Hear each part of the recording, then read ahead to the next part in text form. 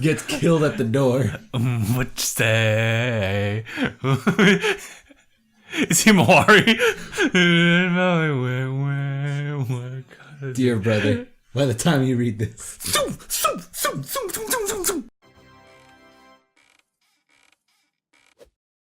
Blah, blah. So we watched episode 40 of Boruto, or Hokage's Kid. Hokage's Kid, everyone's favorite sitcom of 2017, rolling in 2018, harder than ever. Starting off with a kidnap of an entire village and their underage leader by 3 grown men.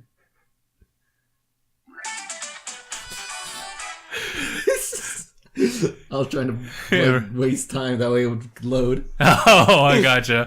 I was like, where's the timing in this? But yeah, it takes 40 episodes for them to go on their first mission. I like it. Yeah, it was a good build-up. It's really allowed for characters to definitely build. So when you see the new ending, by the way, which was actually kind of cool, you see all these people and you're like, oh, it's that guy. It's that girl. It's that guy again. It's that guy in his new outfit. Fucking Denki's outfit's awesome. I'm gonna turn back to it. Okay, it's at the it's at like the end. Yeah, somewhere in the credits. Because he doesn't show up anywhere in the episode, so we'll see. We'll definitely see more of the cast of that roundup. Yeah, there is. He looks like a cop. Oh yeah, with the matching attire. Yeah, I like Iwabe's outfit.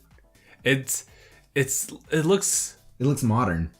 Yeah. Oh, he got the chain wallet freaking headgear. Oh, well, I guess it makes sense. Remember when they were all wearing headbands? The head is like over here, and the headband like popped in like once they all graduated. It was just so freaking weird. I thought he was actually gonna sport it like that, but I guess not. You know, I guess like his look does kind of remind me of like, I guess like the cliche Japanese high school student attire, almost. There was something really interesting about the ending. I know we're not really talking about the episode right now, but the ending, specifically, the explosion? Not the explosion part, which was actually really interesting to see, but the whole railroad scene where it showed, I forget the other two girls' name, with Sumire. Oh, it was Wasabi and Namida. Yeah.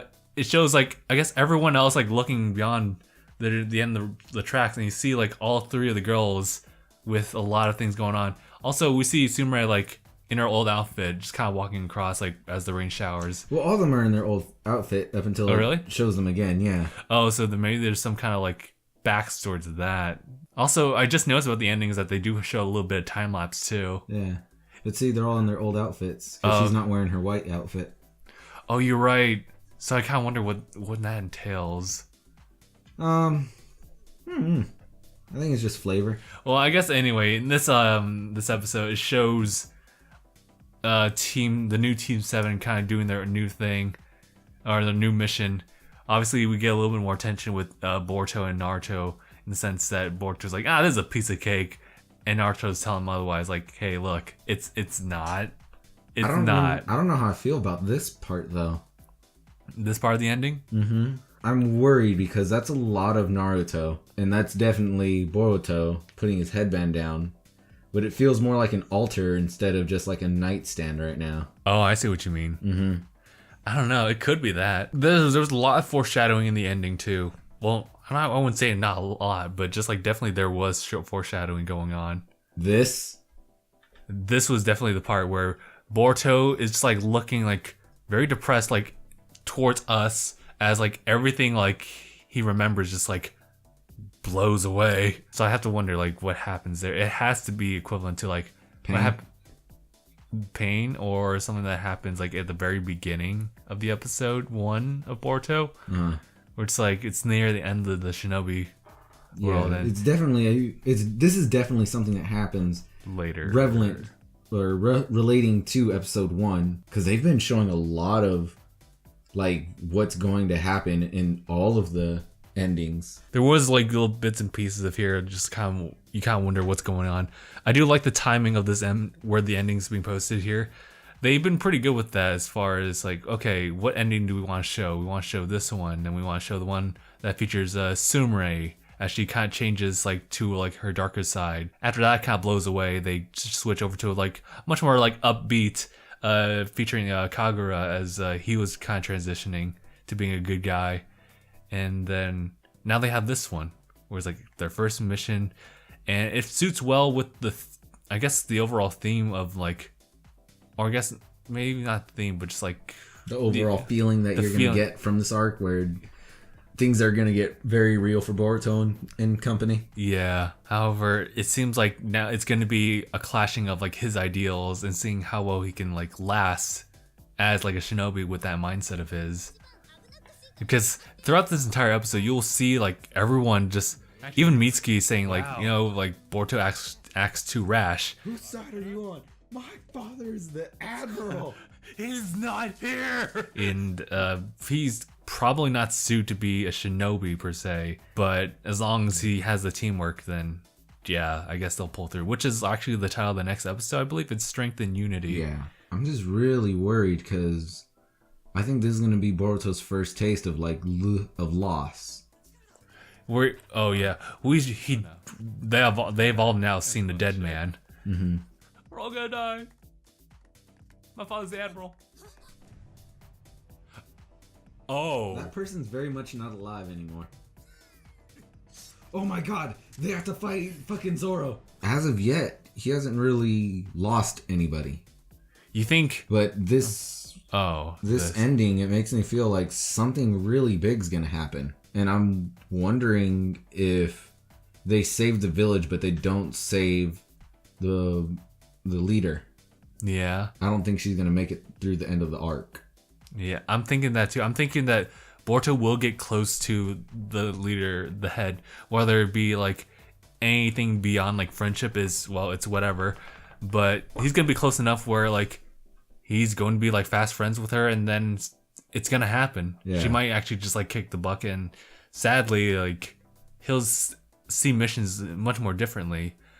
But again, I always like warp back to the idea like what his mindset's like in the movie, which is very much like this. Mm-hmm.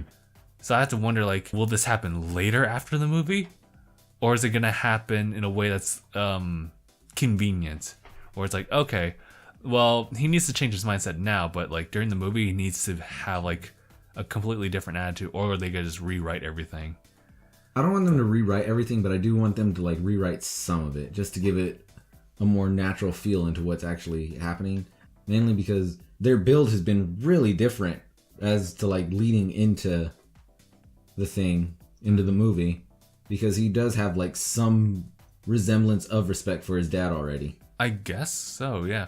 Because in this episode, a lot of Boruto's feelings towards his dad have been kind of like, well, I guess throughout the series so far, it's been kind of sporadic, but this one's definitely more on the negative side of, you're fine, you're the Hokage. I guess it doesn't really help on Naruto's side either, than the fact that he's also pretty stern as a Hokage. He's not like happy, he's not encouraging, he's just like, this is your first mission.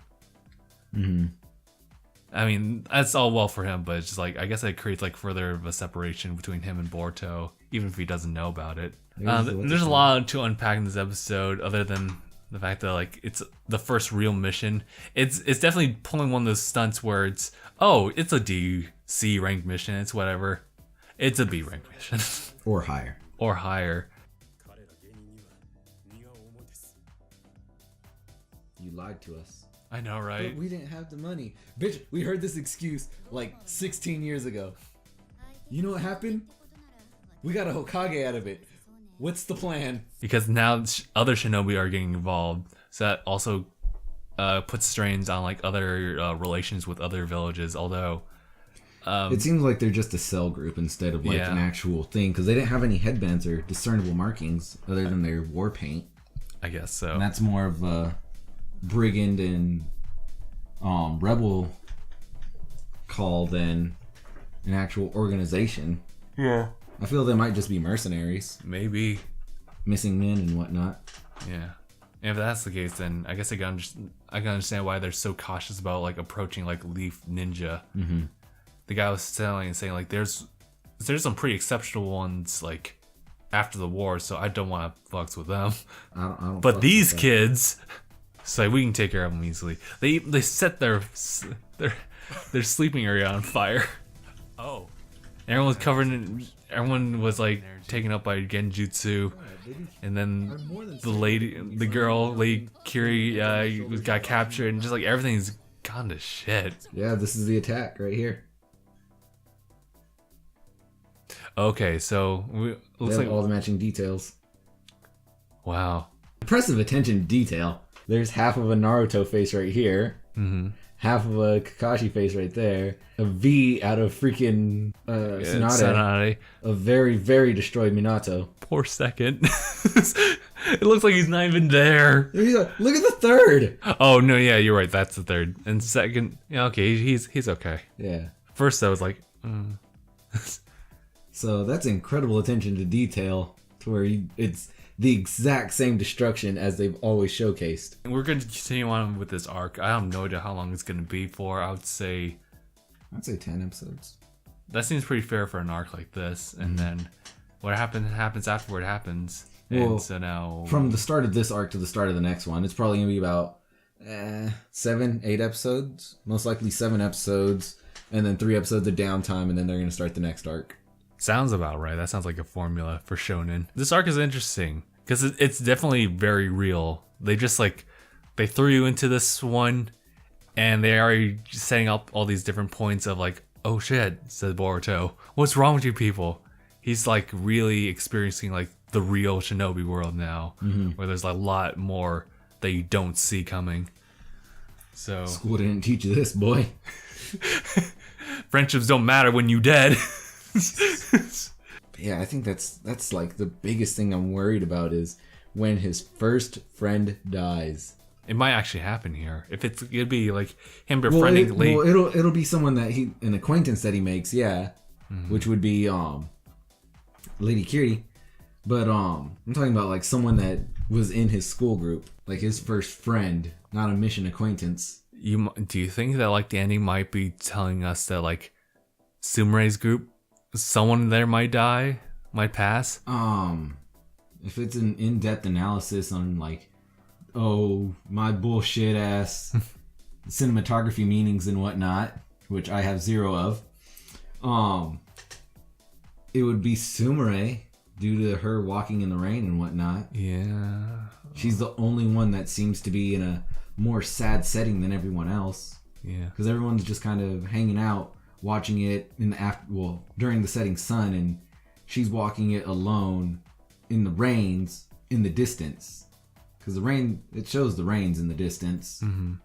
So she's the one that's furthest away from everything. Mm. But at the same time, a storm's a coming. And she's like right in the storm. Yeah. Well, it looks like she's making her way back though, so I'm not sure. There's a lot of speculation in this one over a lot of them. I definitely feel it's like letting go of their childhood, of their innocence. I feel kind of bad for these kids, actually. The way that they portray a lot of the endings and openings, well, actually the ending specifically, it shows like a transitional period for a lot of them. Where it's no longer that innocent childhood, like the opening, we make fun of it, but like the sitcom Boruto opening where everyone's just like smiling, like saying, hey, what's up? But now you see them like actually reflecting off to the distance, like looking out as they watch something helplessly, and it's a bunch of reflection. And here Boruto is like him depressively looking forward, knowing that like everything that's happened in the past just happened. Yeah, that everything's gone. I do want to know when the next time skip does happen, and seeing when exactly. I hope that there are no time skips where it just shows him age with us. That's gonna be a lot. That's 1,000 more episodes. Well, not like age with us, but like it will be like, oh, it's been a month since the last episode, and then it's been like 2 months since the last episode. No, like, oh, well, a year passed. Oh, Boruto goes off and trains with like a random pervy sage. Yeah, for 3 years. For 3. Like, what happened to my show? Boruto Shippuden. I mean, that'd be something. Considering that this is like a different take on the Naruto tale, where it's like they slowed everything down for this, and they already told you like what happens near the end. So I'm kind of hoping that they take a slower approach where it's like, oh, well, he's 10, but now he's like 11. Now he's 12. Now he's 13. Now it's time for shit to hit the fucking fan like no one's business. There's no... I'm gonna be a shooting, Dad. No! Stop. Sound like a horse.